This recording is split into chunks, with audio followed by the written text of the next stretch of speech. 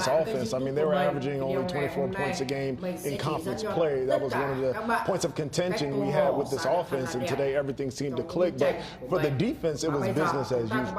Over the past 2 weeks, this defense has 17 sacks over the past 2 weeks. They get 8 today. They had 9 last week. They have 28 TFLs over the last 2 weeks. I mean, the defense has been the steady force for this Ole Miss football team. While the offense has gone kind of up and down, but guys like Walter Nolan, you saw Paul come back, the linebacker, Daugherty got a couple sacks today. And so this defense really has kept them in ball games and is the reason why they hold Arkansas 31 points. And how about when a defender goes on the offensive side and makes Sprout's freshest play? That would be J.J. Pegues, the 325-pounder. How about a 6th rushing touchdown on the season? 6. It's hard enough for big guys like to take snaps, but he takes it. Look at his hands are soft. He's not only big and physically beat up, but he can bounce it outside. He can spin. It looks like a running, and he can dunk too. That's lower that hoop. No, that's 10. No, that is not. You know what? I think he's a good enough athlete that if it was 10, he could do the same thing. He might be. He's the mayor of Oxford. I would love to see that. All righty. Kentucky, Tennessee. They go dark mode, right? The killer black uniforms. Love it. Kentucky comes in. They've lost 3 in a row and just haven't gotten it going on offense. But, boy, what a start. Dane Key, what a catch. 17-yard gain. Assaulted. Yeah, he's been the most reliable receiver for this entire season. That was a big 3rd down pickup. And then he finds Josh Caddis, 27 yards to make Ben Watson happy with the position. Yeah, I love the setup play with the unbalanced line. He kind of gets lost by the defense, and always get to see the tight end get his first step in the season. First offensive first touchdown for Tennessee in a first half. First points in a first half and forward. That's insane. Congratulations. Still trailing at halftime. Yes, 10-7 Kentucky. The kicking situation, not good today, Darren. No. It's field goals. Troublesome, to say the least. How about 3? Yeah, 3 Max Gilbert. Yeah, exactly. Off the miss, Kentucky first down. Vandegrift, strip sack by Joshua Josephs, and Tennessee recovers, so they bail out the kick.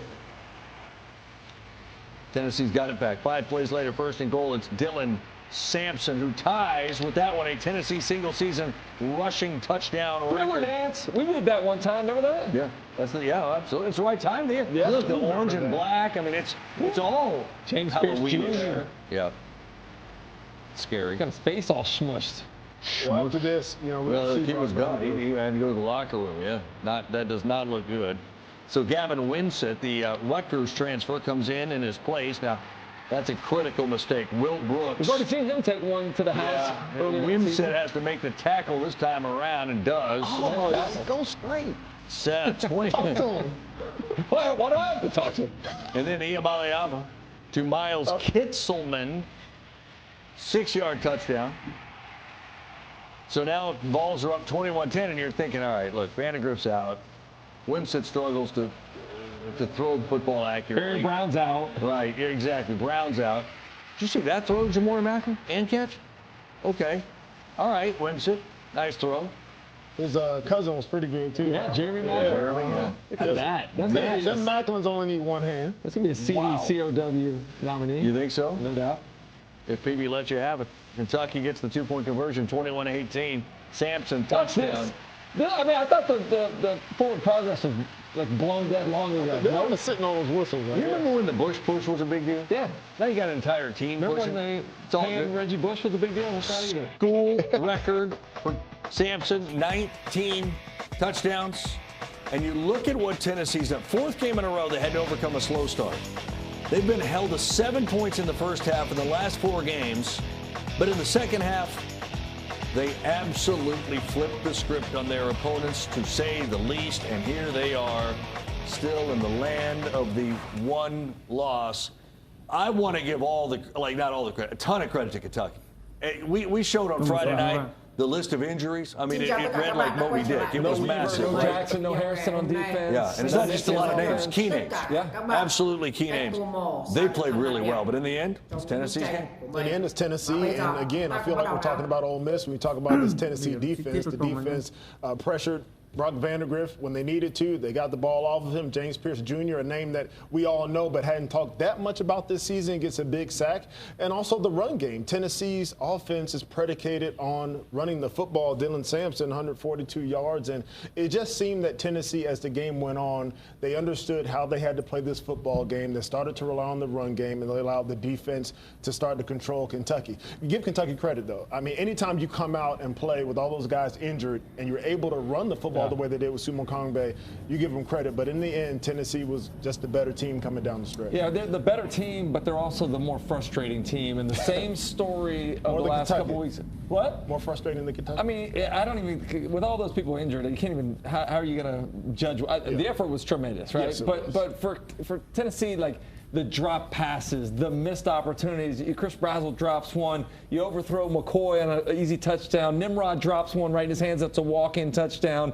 You get down to the red zone 8 times and you only score, 28 points there. Like, that's not good enough. And Tennessee has aspirations of much more than just being a 10-win team. This is a team that, if they could get their offense together and play to the strength of the team, which is their defense. Like, if they were to build a lead and made teams play from behind, you could set Pierce and Josephs and all those guys loose and rush the passer, but they don't do it because they mess around too much in the first half. Like, I love the fact that they won, but again, I'm holding them to a different standard, and I expect them to be able to throw the football much better. The standard or catch the football much better. They would hold themselves to. Yeah. I mean, you're not asking too much of a team with that kind of talent and that kind of offense and that kind of design and that kind of talent. It's ridiculous, but anyway, they'll be fine. We got Mississippi State next week.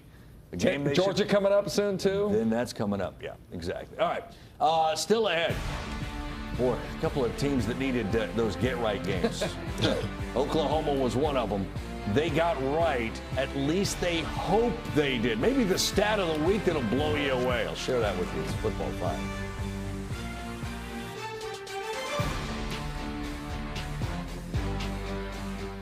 On a Longing, Fansville by Dr. Pepper. Ramon, what are you doing here? Texting another conference now. Yeah, but it's like on the other side of the country. It's really, really far. But you're not even on our schedule this season. Maybe we can meet you in the playoffs. That's crazy talk. You know what else is crazy? Getting all that Dr. Pepper flavor with 0 sugar. But Dr. Pepper doesn't have a questionable secondary like Tech does. Here, catch! And that's why you're a mascot. College football, it's a Pepper thing. Thanks to Avalara, we can calculate sales tax automatically. Avalara. What if tax rates change? Filing sales tax returns. Business license guidance? Cross-border sales. Item classification. Does it connect with the...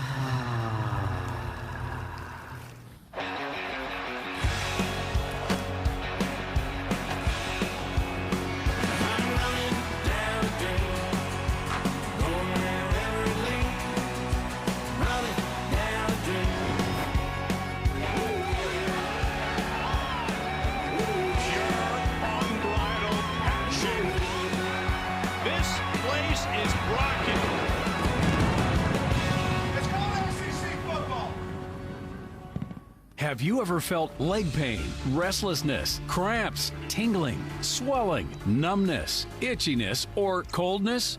Then you need the new, clinically proven Legzercise Pro, the natural circulation booster that uses continuous automatic leg movement to soothe pain and promote healthy circulation the natural drug-free way. After using Legzercise for a week, I felt like I wanted to go for a walk again without pain like I used to. Legzercise Pro's